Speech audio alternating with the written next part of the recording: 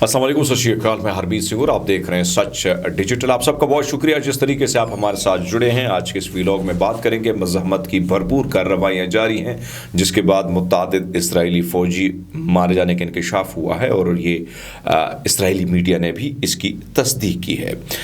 दीगर बहुत सारी खबरें, शाम से रिलेटेड भी खबरें हैं जो बताएंगे इसी व्लॉग में। सबसे पहले तो बात करेंगे इसराइली वज़ीर-ए-आज़म ने अपने घिनौने मकासद की जानिब एक मरतबा फिर इशारा करते हुए मशरिक़ वस्ता को रीशेप करने और नए मशरिक़ वस्ता की तश्कील यानी ग्रेटर इसराइल का इशारा दिया है।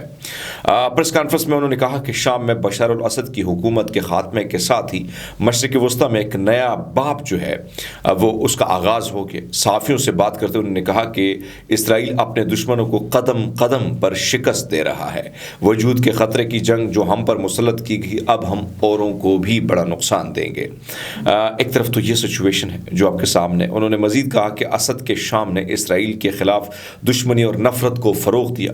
1973 की योम कपूर जंग में इस पर हमला किया गया। ईरान से हिज़्बुल्लाह तक हथियारों की रसद गाह फराहम की। नेतन्याहू ने अपने साबिक़ा दावे को दोहराया कि बशर असद का ज़वाल हमास, हिज़्बुल्लाह और ईरान पर हमने जो भारी ज़रब लगाई थी उसका बराह रास्त नतीजा था, और कहा कि 7 अक्टूबर के हमलों के बाद इसराइल एक मुनज़्ज़म नापे गए तरीक़े से काम कर रहा था और मुनज़्ज़म अंदाज में ईरानी महवर को हम ख़त्म करने में कामयाब हुए। हमास के ख़िलाफ़ जारी जंग के दरमियान इसराइली काबिज़ फ़ौज ने ऐलान किया है कि शुमाली गज़ा की पट्टी जबालिया में 3 फ़ौजी एहलकार और 12 दीगर ज़ख्मी हो गए हैं।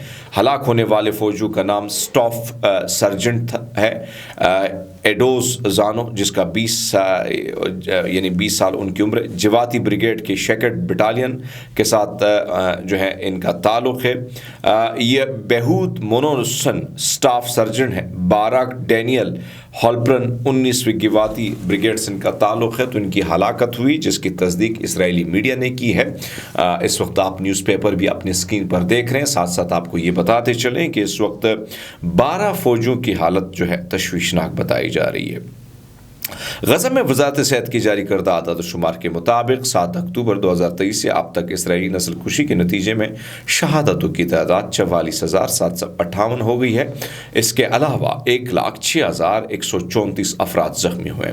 इसराइली काबिज़ फ़ौज ने गुज़श्ता 24 घंटों के दौरान गज़ा की पट्टी में 3 कत्लेआम किए जिनमें 50 फ़लस्तीनी शहीद और 84 ज़ख्मी हो गए जो अस्पताल में पहुँच गए, जबकि कुछ मुतासरीन को पट्टी के जुज़वी तौर पर काम करने वाले अस्पतालों में मुंतकिल किया गया।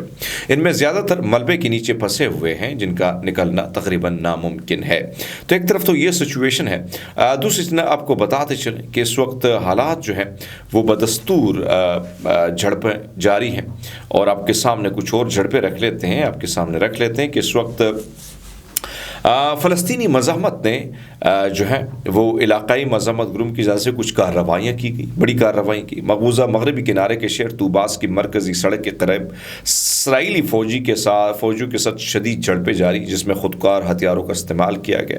अल-अक़सा शोहदा ब्रिगेड ने भी कुछ कार्रवाइयाँ की। मगरबी किनारे के शहर तूबास शहर के तमून के मशरक़ में बगावत आबादकारी में इसराइली फ़ौजियों के इज्तिमा को जो है माटर गोलों से निशाना बनाया।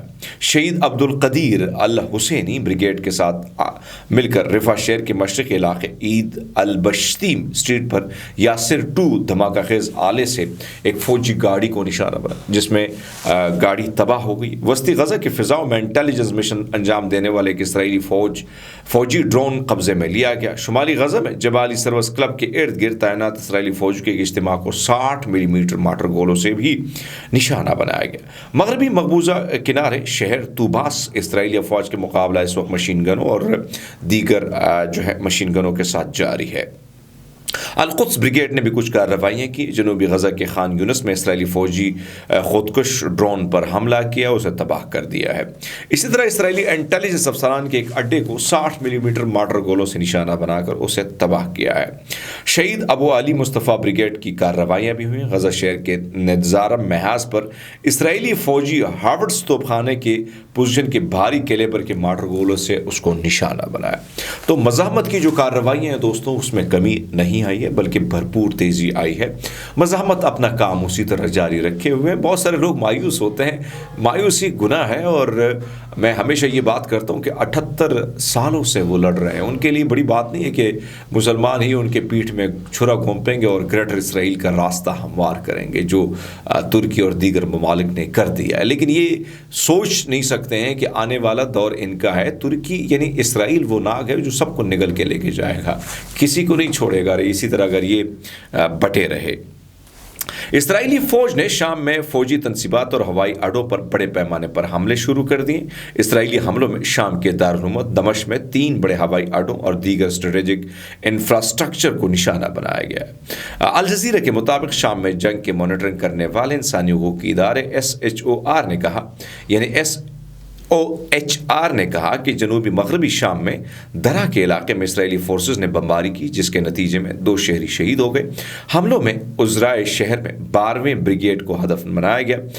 اسرائیلی آرمی ریڈیو کو اسرائیلی فورسز کے ذرائع نے بتایا کہ شام میں 250 سے زائد اہداف کو بھی نشانہ بنایا گیا۔ تو یہ آپ دیکھ سکتے ہیں کہ یہ سچویشن ہے جس میں آپ دیکھیں کہ ایک طرف تو بفر زون کو کراس کر کے آگے کی طرف گئے ہیں، دوسری طرف ایران نے یہ دعویٰ کیا ہے کہ شام کے بعد عراق پر بھی حملہ ہو سکتا ہے، اور اس کے لیے انہوں نے جو مصلحت کونسل کے رکن اور سابق IRGC کے کمانڈر نے جو ہے یہ وارننگ دی ہے کہ دہشت گردوں کو عراق پر حملے کی تیاری جو ہے کر رہے ہیں، امریکہ اس کی تیاری کر رہا ہے۔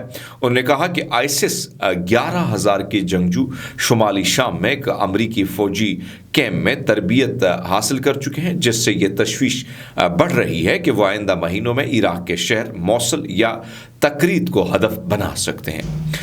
مختلف جو تبصروں میں یہ بات بھی ہے کہ اسرائیل نے پچھلے 24 گھنٹوں میں شام میں 250 مقامات کو بھی نشانہ بنایا ہے۔ حزب اللہ کی جانب سے اس بار پھر اقوام متحدہ سے کو کہا گیا ہے کہ ایک طرف تو آپ نے جو سیز فائر کرنے کے بعد اسرائیل متعدد بار اندر آنے کی دخل اندازی کی کوشش کر رہا ہے اور کئی جگہوں پر انہوں نے حملے بھی کیے ہیں، تو ان حملوں کے باوجود وہ کہتے ہیں کہ کئی دفعہ انہوں نے دراندازی کی ہے، اور اگر پھر یہ معاملہ اسی طرح رہا تو شاید یہ جو سیز فائر ہے یہ معاملہ بھی خراب ہو سکتا ہے۔ دوسرے نب آپ کو میں بتاتا چلوں کہ ایک طرف تو یہ سچویشن ہے، دوسرے نب یہ بھی بتاتے چلیں کہ اس وقت جو چیز ہمیں سمجھ آ رہی ہے وہ یہ ہے کہ مختلف یونیورسٹیز پر جو پابندی عائد کی گئی تھی کہ کوئی بھی یونیورسٹی جو ہے خاص کر غزہ کے معاملے پر، فلسطین کے معاملے پر ڈٹ کے کھڑا، یعنی ہم نے دیکھا کہ اس پورے سال میں خاص کر آسٹریلیا، برطانیہ، جرمنی، ایون امریکہ میں بھی لوگ کھڑے ہوئے، یونیورسٹیز میں احتجاج ہوئے، بھوک کیمپ ہڑتال ہوئے، امریکہ کو اسلحہ بند کرنے کے حوالے سے احتجاج ہوئے۔ پھر اس کے بعد میں نے پرسوں آپ کو خبر دی تھی کہ مختلف یونیورسٹیز پر یہ بات رکھی گئی کہ بھائی صاحب آپ نہیں کر سکتے ساری سچویشن کو، یعنی یونیورسٹیز میں انتظامیہ کو بدلا گیا، بڑے بڑے ڈالر لگائے گئے، اور انہوں نے کہا کہ بھائی جو اسرائیل کے خلاف لاوا پک رہا ہے اس کو ختم کیا جائے۔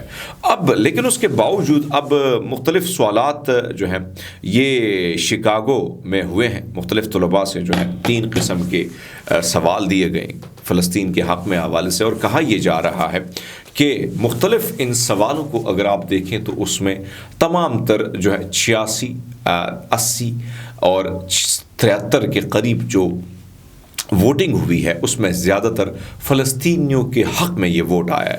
تو یہاں پر بھی ایک بہت بڑا دھچکا اسرائیل کی کہ تمام تر لابنگ ہونے کے باوجود اسرائیل بالکل بے بس نظر آ رہا ہے، اور اسٹوڈنٹ کو دبانے کے بجائے وہ مزید کمزور ہوتا چلا جا رہا ہے۔ اب تک کے لیے اتنا ہی، بہت سارا خیال رکھیے گا، بہت شکریہ۔